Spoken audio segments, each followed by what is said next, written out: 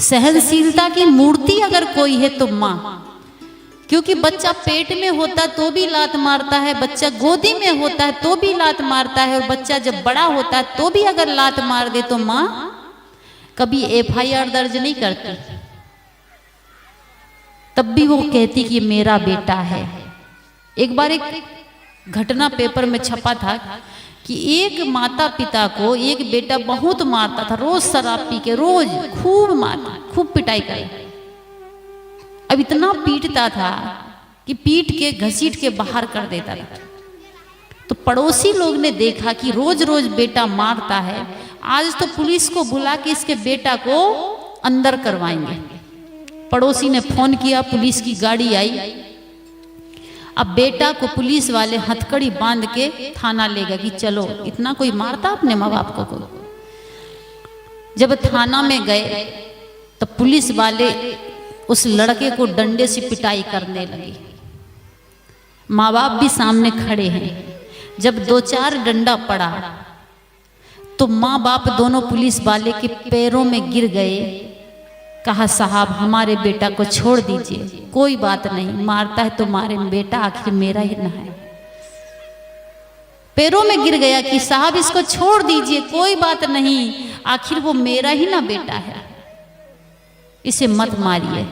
माँ बाप बेटा को कभी पिटते हुए नहीं देख सकते, कितनी बड़ी बात है। लाख दुख माँ बाप उठाए, पर माँ बाप गुस्सा में बोल देंगे, गाली दे देंगे, डांट देंगे, मार देंगे, पर बेटा अगर दिन भर खाना ना खाए तो माँ खाना खाएगी? गुस्सा से माँ बेटा दोनों ना बोले, माँ डांट दे और बेटा निकल जाए, माँ देखते रहेगी बेटा कब आएगा, जब वो आएगा तभी खाना खाएगी। माँ आखिर में माँ होती है, माँ की उपमा किसी चीज से नहीं दी जा सकती। बहुत बड़ी देवी होती है, सब माता सबसे बड़ी देवी होती है। कैसे देवी होती है, नारी शक्ति क्या है, इस पर थोड़ा सा एक दृष्टांत दे रही हूं, ध्यान से सुनिएगा।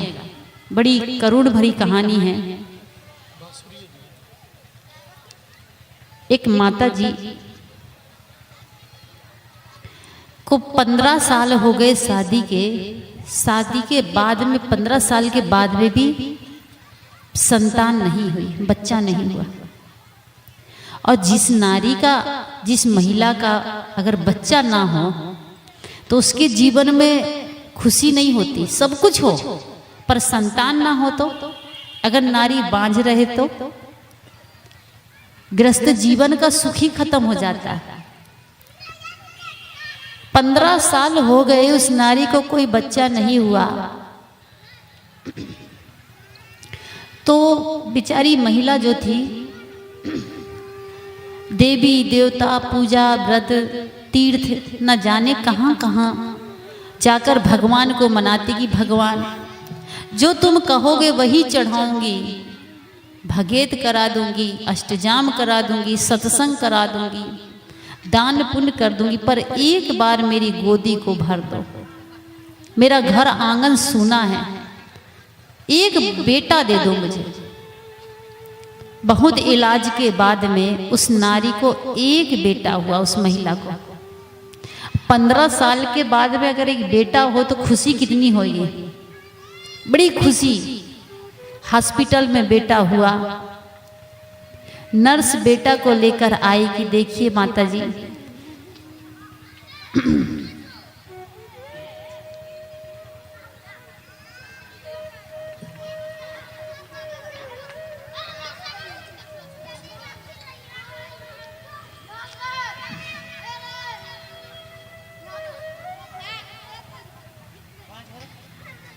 देखिए माता जी आपको बेटा हुआ है। अब माँ बाप बड़े खुश, बड़े प्रसन्न कि हमको बेटा हुआ 15 साल बाद में। दोनों की खुशी का कोई ठिकाना नहीं रहा। पर नर्स ने कहा कि बहन जी बेटा तो हुआ, सब बढ़िया है, पर एक कमी है इसमें। माँ ने कहा कौन कमी है? कहा इसकी एक आंख नहीं है, एक आंख है। अब सोचिए, कोई माँ चाहेगी कि मेरा बेटा काना हो जाए? कभी नहीं। माँ की आंखों में आंसू आ गए, सीने से लगा लिया बेटा को, कहा कोई बात नहीं, एक आंख ठीक है ना, जैसा भी है काना भी है, पर मेरा ये चांद का टुकड़ा है, ये मुखड़ा नहीं, ये तो मेरे चांद का टुकड़ा है, इतना सुंदर है। कहते हैं कि बेटा को जन्म देने में, संवारने में माँ अपनी सुंदरता खो देती है, और जब बेटा जवान होता है, शादी हो जाती है, तो पत्नी की सुंदरता में माँ बाप को खो देता है। माँ अब बहुत बड़ा त्याग करती है। माँ ने कहा कोई बात नहीं, आखिर ये मेरा बेटा है, पर अगर इसकी दोनों आंख होती तो कितना अच्छा होता, और ज्यादा सुंदर लगता। नर्स ने कहा हो सकता है, अगर एक आंख आप दो में से कोई भी एक आंख यहां दान कर दीजिए, बेटा को एक आंख लग जाएगी। बाप ने कहा कोई बात नहीं, ये एक आंख से दुनिया देख सकता है, हम आंख नहीं देंगे। पर माँ ने कहा कि नर्स से कि मेरी एक आंख ले लो, पर मेरा बेटा का दोनों आंख रहेगा तो बड़ा अच्छा लगेगा, ज्यादा सुंदर दिखेगा। डॉक्टर ने ऑपरेशन करके माता जी का एक आंख निकाल दिया। बेटा की दोनों आंख ठीक हो गई, एक तो पहले से ठीक थी, दूसरी भी ठीक हो गई। अब बेटा बड़ा सुंदर दिखता दोनों आंख का, पर मां कानी हो गई, एक आंख उसकी चली गई। कुछ दिन बीता, एक दिन अचानक उसके पिता का एक्सीडेंट में शरीर छूट जाता। छोटा सा 1 साल का बच्चा, गरीब परिवार की, गरीबी स्थिति, और उसमें भी अगर किसी का पति चल जाए जो घर में काम करने वाला हो, धन कमाने वाला हो, छोटा सा जिसका बच्चा हो, उसका पति खत्म हो जाए, 1 साल का बच्चा, बड़ी दुखद स्थिति होती है। गरीबी में बिचारी माताजी रो रो के हाल बेहाल की, छोटा सा बच्चा, अभी तो जीवन की शुरुआत हुई, और पिताजी इसका चल बसा सारा भार मेरे ऊपर। दूसरे के घर में झाड़ू पोछा बर्तन का काम करती नौकरानी बनके, और बेटा के लिए सुंदर सुंदर खिलौना, सुंदर सुंदर कपड़ा। जब बेटा बड़ा हुआ 4 साल का, तो माताजी उसको एक स्कूल ले जाती है, कॉन्वेंट स्कूल, इंग्लिश मीडियम, और टीचर से कहती है कि गुरुजी मेरे बच्चे को इसी स्कूल में भर्ती कर लीजिए। टीचर देखता है कि फटे पुराने कपड़े पहनी महिला है, बच्चा तो बड़ा सुंदर है, पर लगता है कि ये गरीब है, और गरीब घर के बच्चे इस स्कूल में नहीं पढ़ते, अमीर बाप के बेटे ही इस स्कूल में पढ़ते हैं।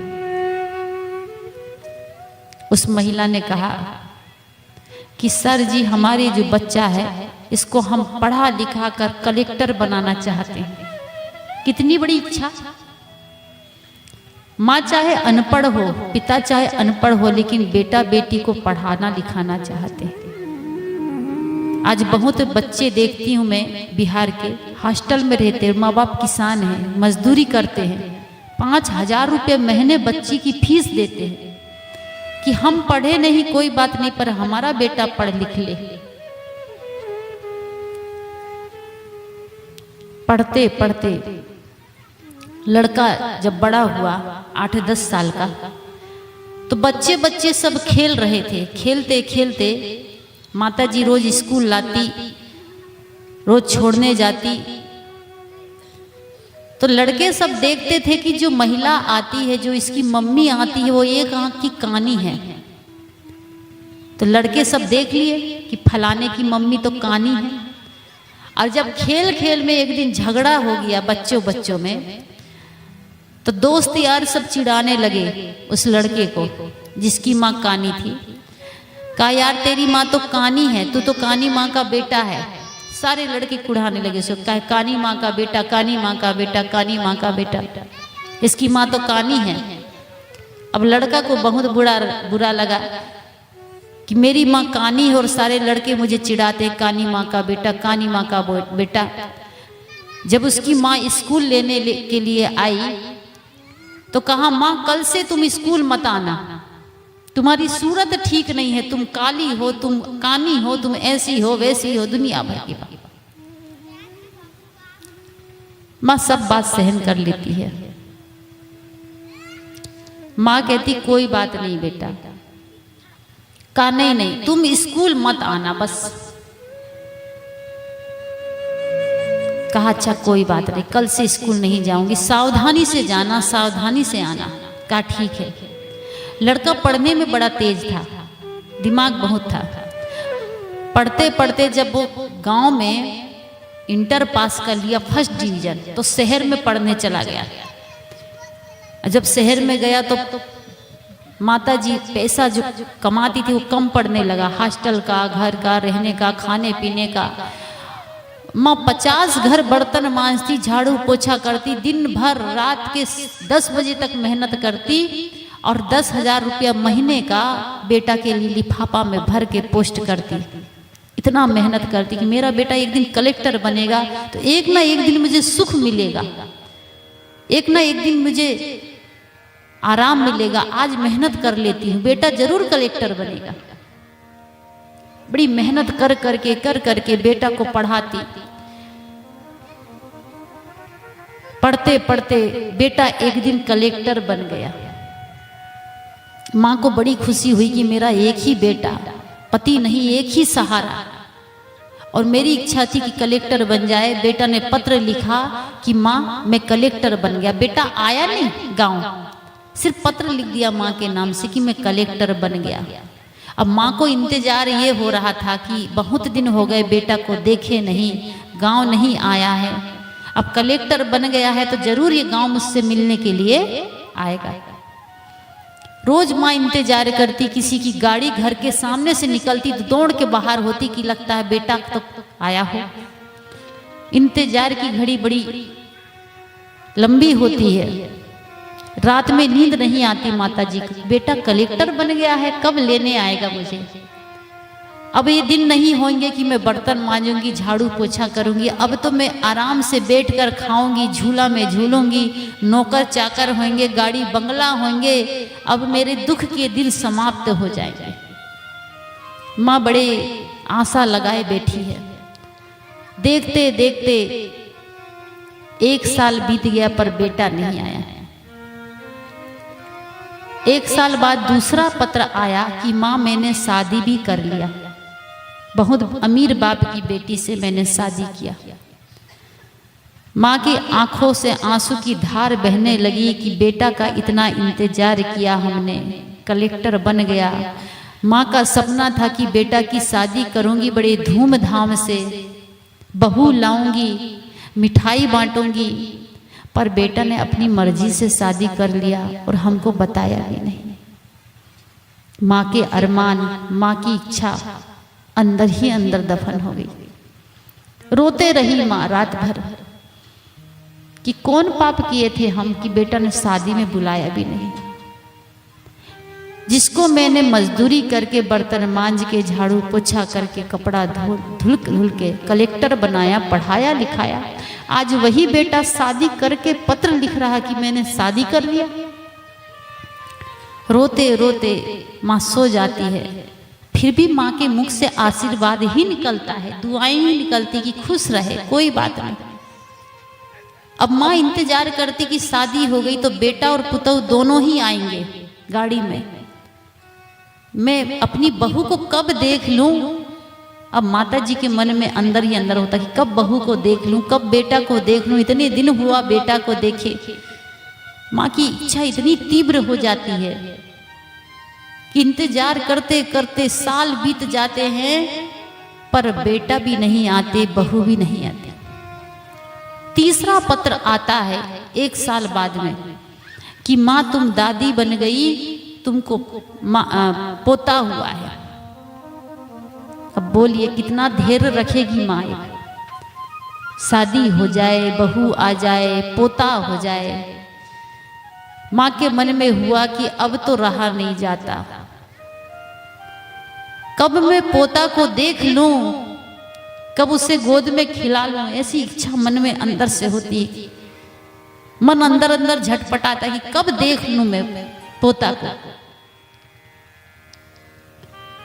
इंतजार करने लगती कि बेटा आएगा आएगा आएगा। जब नहीं आया बेटा, 6 महीने हो गए, माँ के सब्र का बांध टूट गया। अब धैर्य रखा नहीं जाता, बहुत देर हो गया, अब सब्र नहीं होता, अब तो मैं देखने जहां बेटा रहता वहीं जाऊंगी।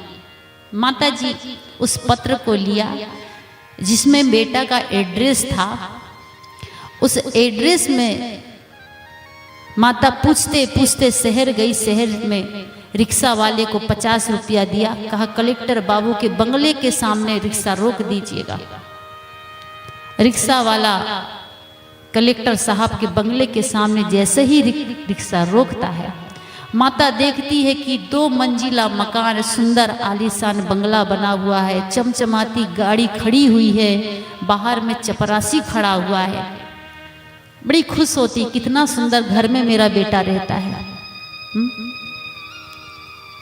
दौड़ी दौड़ी माता जी बच्चे के लिए कुछ कपड़े लाई थी, कुछ खिलौना लाई थी, कुछ मिठाई लेके आई थी। संदेश में मिलने के लिए जा रही, पहली बार पोता को देखूंगी, पहली बार बहू को देखूंगी, तो बहू के लिए भी एक साड़ी ले आई। सबको एक थैला में भर के सिर में लेके, जैसे ही बंगला की तरफ अंदर घुसने के लिए होती है तो गेट में एक चपरासी खड़ा हुआ था। चपरासी ने देखा कि फटे पुराने कपड़े पहनी, काली कलूटी कानी, ये बुढ़िया कहाँ अंदर चली आ रही है। कहा ये बुढ़िया कहाँ जा रही हो? कहा अपने बेटा से मिलने जा रही, पोता को देखने जा रही। कहा अपनी शक्ल आईना में देखी हो, चेहरा देखा दर्पण में?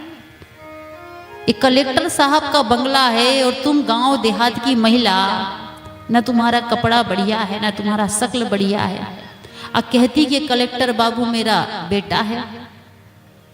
कहा माता जी आपका बेटा का घर नहीं है, कलेक्टर बाबू का घर है, कलेक्टर साहब का घर है। कहा यही कलेक्टर ही मेरा बेटा है। कहा क्या प्रमाण है? कहा पत्र देख लीजिए। पलट अलट के चपरासी ने देखा, सही बात, ये तो पत्र इसी का है। कहा अच्छा जाइए, ऊपर में साहब रहते, ऊपर वाले कमरे में। अब बूढ़ी माता जी अपना सामान सब नीचे रख देती है कि सामान बाद में दे दूंगी, पहले पोता को देख लेती हूँ, बहू को देख लेती हूँ। दौड़ी दौड़ी सीढ़ी से ऊपर जब जाती है, देखती है कि पालना में, झूलना में पोता झूल रहा है। माता जी के मन में वो सबसे पहले पोता को ही अपना गोद में लेके इसे दुलार कर लूं, प्यार कर लूं, बाद में बहू से मिलूंगी। जैसे ही गोद में पोता को उठाती है माता जी, पोता जोर जोर से रोना शुरू कर देता है। रोने की आवाज सुनकर किचन रूम से बहू आती है कि कौन आ गया, क्या हो गया। लड़का भी अपने बेडरूम में था, वो भी दौड़ा दौड़ा आया कि इतना क्यों चिल्ला चिल्ला के रोने लगा बच्चा। आके देखती है बहू तो एक बूढ़ी माता जी कानी काली कलूटी बेटा को लेके खड़ी है गोद में। वो तो डर गई, लगता है कोई ये बच्चा पकड़ने वाली बुढ़िया है, लगता है कोई भिखारिन है। हाथ से बच्चे को छीन लेती है और कहती है बुढ़िया नीचे चपरासी नहीं है कि क्या इरादा से ऊपर चढ़ गई, बेटा को ले जाओगी कि? बूढ़ी माता जी कहती है कि बहू मैं तुम्हारी सास हूं, ये मेरा बेटा है और ये मेरा पोता है। बहू घूर के देखती है काली कलूटी फटे कपड़े और कहती है कि सास है, ये पोता है। पति की तरफ देखकर कहती क्यों जी, यही आपकी माँ है, ऐसी आपकी माँ है? आपने तो कभी बताया ही नहीं कि मेरी माँ है। लड़का कहता है कि नहीं, ये मेरी माँ नहीं है। माँ ने कहा बेटा मैं तेरी माँ हूं, बहुत दिन हो गए थे देखे, रहा नहीं गया, इसलिए मैं चली आई। इंतजार करते रहे कि तू आएगा, आज नहीं तो कल आएगा। देखते देखते तेरा पत्र जैसे ही मिला कि पोता हुआ है, तुम दादी बन गई है, मुझे रहा नहीं गया। मैं तुम्हारी माँ हूं। बहू कहती है क्यों जी, क्या तुम ऐसे ही घर से हो, ऐसी तुम्हारी माँ है? लड़का कहता कितनी बार कहूंगा ये मेरी माँ नहीं है, नहीं है, नहीं है। माँ के आंखों में आंसू की धार बहने लगी कि जिस बेटा को मैंने मजदूरी करके मेहनत करके कलेक्टर बनाया, पढ़ाया लिखाया इतना मेहनत से, आज धन के नशे में, पद के नशे में आकर बेटा मुझे पहचानने से स्वीकार कर रहा है, अस्वीकार कर दिया कि ये मेरी माँ नहीं है, जिसके सहारे में जीने के लिए इतनी दिन जिंदा रही। एक सहारा, और वो भी आज छूट गया। मां समझ गई कि बड़े घर की बेटी से शादी किया है, बड़े पद में पहुंच गया है, इसीलिए बेटा मुझे पहचानने से इनकार कर रहा है। मां ने कहा कि बेटा कोई बात नहीं, मुझे लगा कि तुम मेरे बेटा हो, इसलिए मैं चली आई, तुम्हारे जैसे ही मेरा बेटा था, मुझसे गलती हो गई। रोते रोते मां सीढ़ी से नीचे उतर रही थी, आंसू की धार लगी हुई है कि अब जाऊंगी तो कहां जाऊंगी। एक सहारा और वही आज छूट गया। अब किसके द्वार में जाऊंगी, किसके घर में रहूंगी, किसको बेटा कहूंगी? जिसे हम हार समझे थे गला अपना सजाने को, जिसे हम हार समझे थे गला अपना सजाने को, वही अब सांप बन बैठा हमें ही डस के खाने को। जिसे हम जीवन की खुशी समझे थे, जिसको जीवन का आधार समझे थे, वही आज हमारी नैया को बीच धार में डुबा रहा है। बेटा ने पहचानने से अस्वीकार कर दिया कि मेरी मां नहीं है। रोते रोते मां भारी कदम से नीचे उतरती है। अब मन में एक ही भावना होती है, अब जी कर करेंगे क्या? जीती थी सिर्फ बेटा के लिए, अब बेटा ही जब नहीं रहा तो इस जीवन को रख कर करूंगी क्या? इससे अच्छा मर जाना ही ठीक है। अब मुझे जीना नहीं है इस संसार में। बूढ़ी माता जी नीचे आती है, चपरासी को बुलाती है, कहा बाबू एक पत्र लिख दो, 4 लाइन का एक पत्र लिख दो। चपरासी सोचता है कि कुछ लिखवा रही है माता जी, लिख देना चाहिए, कलेक्टर साहब को देना होगा। चपरासी लिखता है उस पत्र को, माता जी बोलते जाती है। अब पत्र रखकर हाथ में एक बैठक रूम था, उसमें सीलिंग फैन लटक रहा था, पंखा। माता जी अपने अचला का रस्सी बनाती है, हाथ में कागज पत्र को लेती है और उसी रस्सी में, अचले की रस्सी में ही उसी पंखा से लगाकर फांसी लगा लेती है। माता जी का तो राम नाम सत्य हो गया। अब इधर जो पति पत्नी कलेक्टर साहब हैं, तैयार होके अपने ऑफिस के लिए निकलते हैं, सूट वूट लगा के, पीछे पीछे पत्नी भी। और जैसे ही सीढ़ी से उतरते हैं, देखते हैं बैठक रूम में जो माता जी आई थी वो फांसी के फंदे में झूल रही है। जैसे ही बेटा देखा तो पैरों तले से धरती खिसक गई। ये क्या हो गया? हमसे इतना बड़ा अपराध हो गया। हमने थोड़ी सी गलती किए थे पर मां को इतना चोट लग गया।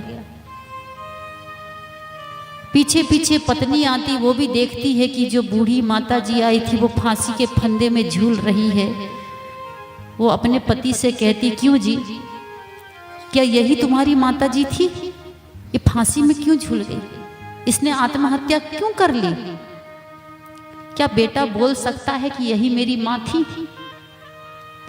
जब जिंदा था तो अस्वीकार कर दिया, पहचानने से इनकार कर दिया कि मेरी माँ नहीं है। अब मरने के बाद बोल सकता है कि ये मेरी माँ थी? पत्नी पूछते रही, क्यों जी, क्या यही आपकी माँ थी? पत्नी की बात सुनकर पति कुछ नहीं कहा। पत्नी जाती है, पत्र हाथ में माँ का रखा था, पत्र लाके पढ़ती तो उसमें लिखा था, मेरा प्यारा बेटा, खूब प्यार खूब आशीर्वाद। बेटा, मैं तुम्हें सुंदर नहीं लगती थी, उसका कारण जब तुम जन्मे थे तो मेरी तुम्हारी एक आंख नहीं थी। मैंने अपनी एक आंख देकर तुम्हें सुंदर बनाया, स्वरूप बनाया, सुंदर रूप दिया, पर तुम मेरे चेहरा से नफरत करते थे क्योंकि मैं कानी थी। पर मुझे उसका दुख नहीं है, तुम सुंदर हो, मुझे इसकी खुशी है। मैं तुम्हें देखना चाहती थी, पोता को देखना चाहती थी, बहू को देखना चाहती थी, इसीलिए मैं शहर चली आई गांव छोड़कर। पर तुमने मुझे पहचानने से अस्वीकार कर दिया, इसलिए लगा कि अब दुनिया में मेरा कोई नहीं। एक बेटा ही आधार होता है, माँ बाप का बुढ़ापे में लाठी का सहारा होता है। अब बेटा ही पहचानने से इनकार कर दे, बेटा ही अपमान कर ले, तो दुनिया में माँ बाप को सबसे बड़ा दुख अपने बेटा से ही होता है। बड़े बड़े दुख को झेल लेंगे, लेकिन जब बेटा कहता है तो बड़ी तकलीफ होती है, बड़ी पीड़ा होती है। क्यों होती पीड़ा?